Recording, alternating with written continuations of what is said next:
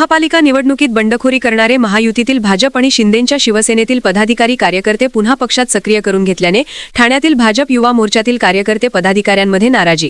भाजप युवा मोर्चाच्या पदाधिकाऱ्यांनी भाजप गटनेते मुकेश मोकाशी आणि शिंदेंच्या शिवसेनेचे गटनेते पवन कदम यांची भेट घेत बंडखोरी करणाऱ्या पदाधिकाऱ्यांवर प्रभावी कारवाई करण्याची केली मागणी। प्रभावी कारवाई न केल्यास येणाऱ्या पहिल्या महासभेला विरोध करत पालिका मुख्यालयाबाहेर ठिय्या आंदोलन करण्याचा दिला इशारा।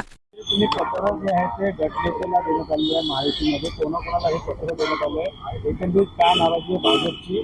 निवडणुका पार पडलेल्या आहेत, महापौर देखील बसलेले आहेत, गटनेते देखील बसलेले आहेत। ठाणे महानगरपालिका सार्वत्रिक निवडणुकीमध्ये महायुतीच्या पक्षाच्या दोन्ही नेत्यांनी मिळून पत्र काढले होते की गद्दारांना निलंबित करण्यात आलं म्हणून त्यांच्यावर प्रभावी कारवाई करण्यात यावी म्हणून आम्ही आज दोन्ही गटनेत्यांना पत्र देण्यात आलं आहे। आता भाजपचा गटनेता आणि शिवसेनेचा गटनेता दोघांना पत्र दिलं आहे आणि आमच्या मागणी असं आहे की जे पक्षाची गद्दारी केली, दुसऱ्या पक्षातून लढले किंवा अपक्ष लढले आणि म्हणजे आमचे जे कार्यकर्ते आहेत, जे काही पक्षासाठी जीव देणारे कार्यकर्ते आहेत, त्यांना एवढा मानसिक त्रास चालू आहे।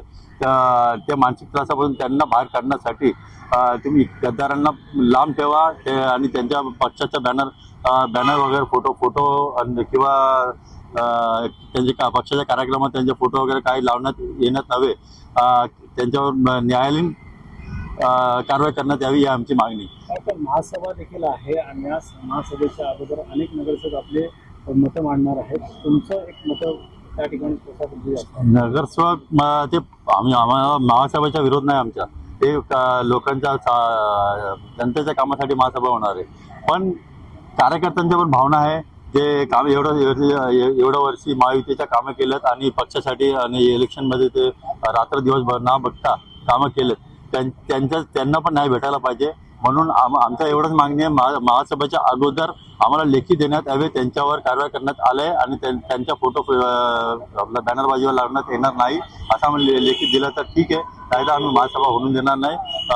महापालिकेच्या बाहेर आम्ही 100 ते 150 लोक येऊन घोषणाबाजी करून त्यांना आतमध्ये महासभेचा विरोध करणार।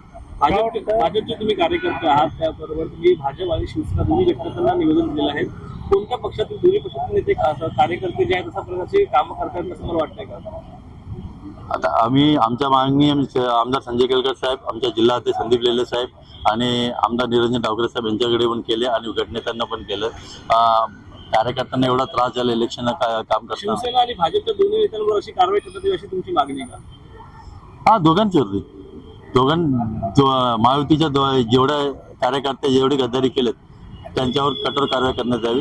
कारण याच्यानंतर कधी हे लोक पक्षात आले आणि दुसऱ्या कार्यकर्त्यांना म्हणजे असं नाही वाटायला पाहिजे काय नाही होणार, आम्ही कुठं पण काय पण करू शकतो आणि पक्षाच्या शिस्तच नाही राहणार। मात्र या अगोदर देखील महायुतीकडनं एक फतवा काढण्यात आलं होतं, प्रसिद्धी पत्र काढण्यात आलं होतं की ज्यांनी बंडखोरी केली त्यांचा पक्षाशी काही संबंध नाही। निवडणुकीच्या पूर्वी वाटतं येणाऱ्या काळात ते पुन्हा सक्रिय झाले, त्यामुळे कुठेतरी त्या ठिकाणी डोकेदुखी वाढणार का? आणि अशा गोष्टी जर तुम्ही म्हणता महासभेच्या बाहेर इलेक्शनच्या टायमाला हे लोक डायरेक्ट बोलत होते की कोकणी पदपकडीचा विषय बोलतो मी, डायरेक्ट बोलतो आम्हाला शिंदे साहेबांनी आम्हाला लढायला सांगितलं दुसऱ्या पक्षातून। तर शिंदे साहेब तर असं बोलणार नाही, फालतू झाले। शिंदे साहेबांचं नाव खराब केलं पूर्ण महिना 1.5 महिना हे लोकांनी।